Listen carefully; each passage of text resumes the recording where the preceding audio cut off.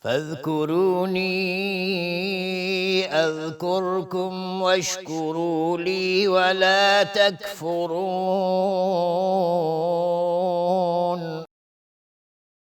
پس به یاد من باشید تا به یاد شما باشم و شکر مرا گویید و کفران نکنید. بسم الله الرحمن الرحیم و به نستعین. الحمد لله رب العالمین و الصلاة و السلام علی رسوله الامین و علی آله و صحبه اجمعین. با عرض سلام و درود خدمت همه شما بینندگان عزیز و محترم در هر کجا که هستید در برنامه نیایش و ستایش. امیدوارم که باز هم بتونیم در سایه کلام الهی که ذکر هست، کلام الهی که تمامش ستایش و نیایش هست، هر جای اون رو باز کنیم برامون صفحه‌ای هست از صفحات ستایش رب ذوالجلال و نیایش به درگاه پروردگار متعال. باز هم نگاهی میندازیم به چندی از آیات این کلام الهی تا در سایه این آیات بدونیم چطوری الله متعال رو خطاب کنیم، دغدغه زندگی خودمون رو بدونیم، نیازهای حقیقی خودمون رو بشناسیم، مقام و جایگاه حقیقی پروردگار متعال رو در ذهن خودمون، در قلب خودمون، در تصور خودمون زنده نگه بداریم و از اون غافل نمونیم. از ضعف خودمون و ناتوانی خودمون غافل نمونیم، نیازهای خودمون رو برآورده کنیم، در راستای اون نیازها سعی و تلاش کنیم و منبع این برآوردن این نیازها رو هم در نظر داشته باشیم که فقط یک الله یکتای ذوالجلال است. آیاتی که در این جلسه مد نظرمون هست باز هم آیاتی از سوره آل عمران هست. آل عمران آیات متعدد و بخش‌های مختلفی داره که درش به وضوح و آشکار نمونه‌هایی رو از ذکر و دعا می‌بینیم، نیایش و ستایش می‌بینیم به درگاه پروردگار متعال در موقعیت‌های مختلف، در موارد متعدد و با اسالیب بلیغ و فصیح زیبای قرآن کریم. آیاتی که مد نظرمون هست مجموع آیات 33 تا 37 سوره آل عمران است. الله متعال در آیه 33 میگه که ان الله اصطفى آدم و نوحا و آل ابراهیم و آل عمران علی العالمین. الله متعال برگزید بندگانی رو از بین بندگان خودش، از بین انسانها، آدم رو، نوح رو، خانواده ابراهیم رو و خانواده عمران رو بر عالمیان. اینا رو انتخاب کرد، برگزید. این برگزیدن و انتخاب کردن نعمتی هست از جانب الله متعال که یرزق من یشاء، بر کسی بخواد میده. مالکیت دست اون هست، پادشاهی دست اون هست، بر کسی بخواد میده و از هر کسی بخواد میگیره. اون هست که فیصله میکنه، اون هست که تقسیم میکنه، اون هست که میده و اون هست که میگیره. علیم و حکیم او هست، بخشنده و مهربان او هست و هیچ احدی در درگاه او دخل و تصرفی نمیتونه داشته باشه. همه بندگی او رو میکنند و همه بندگان به بندگی او نیازمند هستند. نه اون نیاز به بندگی داره، نیاز به بندگی او دارن تا اینکه بتونن سعادت و خوشبختی رو در دنیا و آخرت به دست بیارن، تا اینکه بتونن آرامش و آسایش رو حاصل کنند. الله متعال نیاز به نه ستایش ما هست داره و نه هم عبادات ما، بلکه ما فقیر هستیم، ما نیازمند هستیم و نیازمندی ما هست که ما رو فقیر به درگاه او کرده تا او رو بشناسیم، اون رو آنطوری که شایسته هست بستاییم و آن طوری که بایسته هست عبادتش کنیم و یادش رو همیشه در دل خودمون، در فکر خودمون نگه بداریم. الله متعال اینها رو برگزید. ذریه هستن، بعضها من بعض. این ذریه نسلی هست که از همدیگه منشعب شدن. آدم هست، بعد از آدم فرزندانش هستند و این فرزندان به قبایل و طوائف مختلف تقسیم شدن و امروز بنی نوع بشر از این مخلوق در زمین به صورت پراکنده وجود داره، در قالب‌های مختلف وجود داره. از آغاز آفرینش تا انتهای آفرینش حاکمیت یکتای الله متعال هست که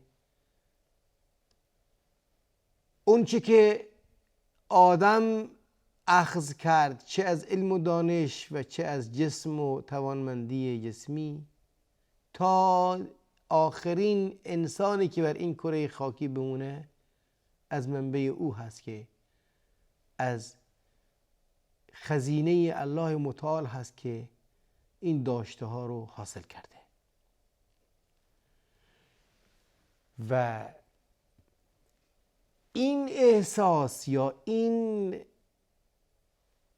حس درونی در انسان که ما وابسته یک خالق هستی هستیم، اصل صحت مسیر زندگی ما رو بیانگر است. در این میان الله متعال و الله سمیع علیم است، هم شنوا هست هم آگاه است. شنوای گفتار ما هست، عالم و آگاه بر کردار ما هست.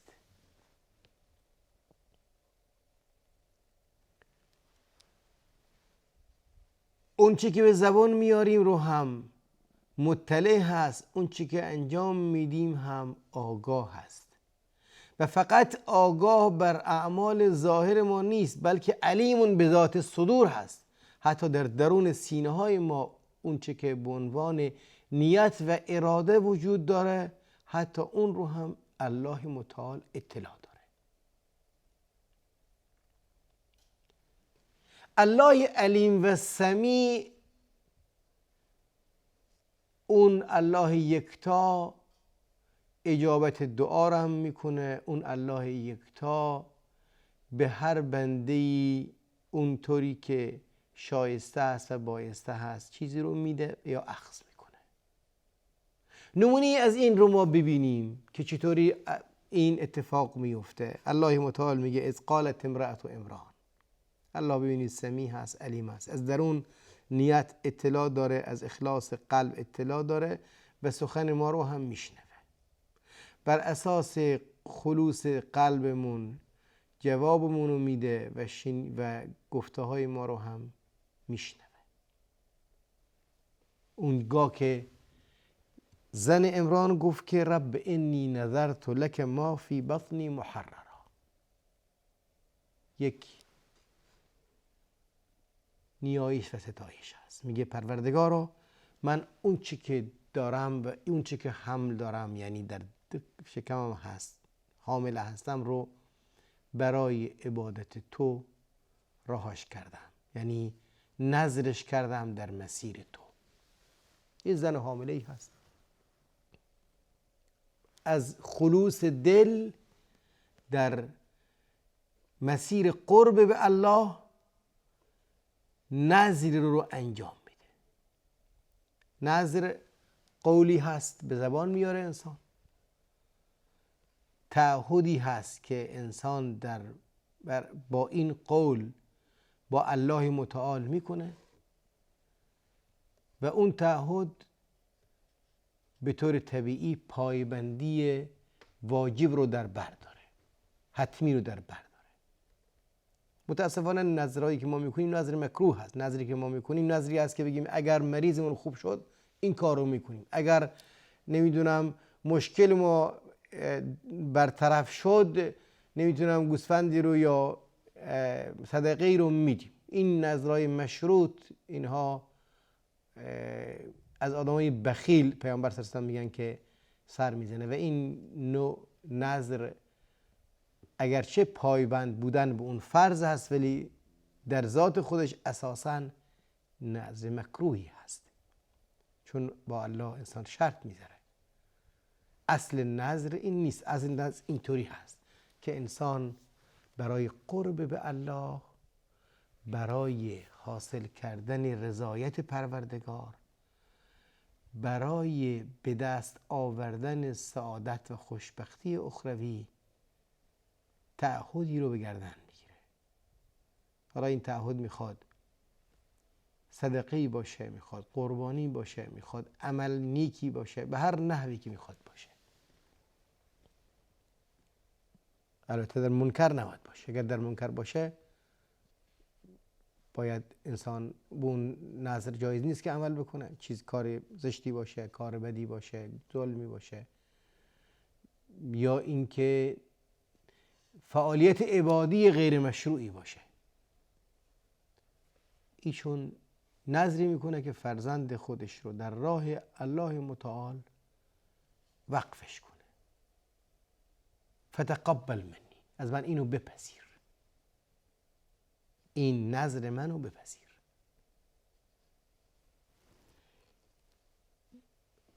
انک انت السمیع العلیم، تو هستی سمیع و علیم. آیه قبل هم خاتمش با سمیع و علیم بود، این آیه هم با سمیع و علیم هست. دعا از قلب مؤمنی میاد که ایمان داره که الله متعال میشنوه و آگاه هست از درون ما. با اخلاص دعا بکنیم بدونیم که الله میشنوه و از درون ما مطلع هست و بر اساس اون حتما اجابت خواهد کرد. اون اجابت چطوری هست؟ اونطوری که خودش شایسته و بایسته میدونه. متاسفانه ما فکر میکنیم در اجابت دعا باید اون چیزی که ما میخوایم بهش برسیم. خیرمون در اون چیزی نیست که ما تشخیص میدیم، خیرمون در اون چیزی است که الله متعال برامون میخواد. در نتیجه وقتی که دعا بکنیم، دعای جامعی که در سوره بقره قبلا اشاره کردیم، بگیم ربنا آتنا فی الدنیا حسنه، به من چیزی نیک بده. میخواد هر چی باشه، فرزندم باشه نیک باشه، مالم باشه نیک باشه، امکانات معنوی هم باشه نیک باشه، به نیکی منتهی بشه و نیکی رو باعث بشه. این دعای خالصانه از قلب یک زن بیرون میاد، الله متعال اجابت میکنه و بعد از اینکه وضع هم میکنه میگه که پروردگارا فلما وضعتها قالت رب انی وضعتها انثی. من متاسفانه طوری که خودش تصور میکرد، گفت که شاید فکر میکرد که این مرد پسر باشه و بتونه بیشتر در خدمت دین الهی قرار بگیره. میگه پروردگارا من که با حسرت میگم این که دختر هست، چطوری میتونه این دختر اونطوری که باید و شاید در عبادت تو قرار بگیره. والله اعلم بما وضعت، الله متعال آگاهتر است بر اون چی که گذاشته است. و میگه لیس الذکر کالانثی، طبیعی هست که دختر مثل پسر نیست به طور طبیعی. دو جنس مختلف هستند، توانشون، قدرتشون، امکاناتشون. الله متعال برای هر کدوم از اینها ویژگی‌ها و شایستگی‌های خاصی رو گذاشته. ولی الله متعال وقتی میخواد برکت رو در یک انسان بذاره، وقتی میخواد خیر رو بذاره، وقتی میخواد توفیق رو به دست کسی بده، براش زن و مردی نداره. الله متعال از همون دختر، از همون زن، نمونه نادر خلقت و نمونه نادر نبوت رو انتخاب میکنه. خلقتی که بدون پدر هست و نبوتی که در سن قبل از بلوغ هست، در کودکی هست، در مهد و در گهواره هست که سخن میگه و میگه انی عبدالله آتانی الکتاب و جعلنی نبیا و جعلنی مبارکا حیث ما کنت. این انتخاب الهی و این تقبل یا قبول کردن دعا در درگاه الهی نمونه ای هست برای ما در قرآن کریم از ستایش و نیایشی که بگیم انک انت السمیع العلیم، در عین حال که بگیم انک انت السمیع العلیم دلهای خودمون رو در کمال صفا به درگاه الهی رو بیاریم، نیتهای خودمون رو کاملا پاک کنیم و آخرت جویی رو هدف قرار بدیم. به دنبال این نیایش میگه و اینی سمیتها مریم، من اسمشو مریم گذاشتم، و اینی اعیذها بک و ذریتها من الشیطان الرجیم، و من اون رو به تو می سپارم، از تو میخوام که به او پناه بدی و حمایتش کنی و ذریتش رو از شیطانی رانده شده. ببینید ما در این دعا مطالب زیادی رو داریم. اول دعا یک زن هست با کمال اخلاص و از ته قلب در ارتباط با فرزندی که به دنیا نیومده، ولی از ته دل میخواد که این فرزند خدمتکار یا بنده خادم دین الهی باشه. این فرزند با وجودی که دختر میشه باز هم براش بهترین نام رو که در قالب عبودیت هست مریم انتخاب میشه که در زبان خودش معنای بندگی رو میرسونه، بندگی خالص خدا رو میرسونه. و این نام شایسته بیانگر این است که اولین حقی که بر گردن ما هست در ارتباط با فرزندمون نامی هست که بهترین معنا و مفهوم رو در ارتباط با عبودیت بندگی الله برسونه. بهترین نام ها عبدالله و عبدالرحمن هست. و بعد از این از الله متعال پناه خواستن از اینکه این فرزند شکار یا در تور دشمن دائم و ثابت که شیطان باشه نیفته. این هم نمونه هست دعا و نیایش که امیدوارم هر کدوم از ما در ارتباط با فرزندان خودمون نامهای شایسته رو انتخاب بکنیم و بگیم که اونا رو به پروردگار متعال و الله متعال پناه بدیم و از الله متعال بخوایم که اونها رو از شر هر وسوسه‌ای و از شر هر تور شیطانی نجات بده. هممون باشه و غممون باشه، نه مسائل دنیا و نه هم دنیا، بلکه آخرت اصل و اساس فکرمون باشه. تا برنامه دیگه، الله یار و نگهدارتون باد. السلام علیکم و رحمت الله و برکاته.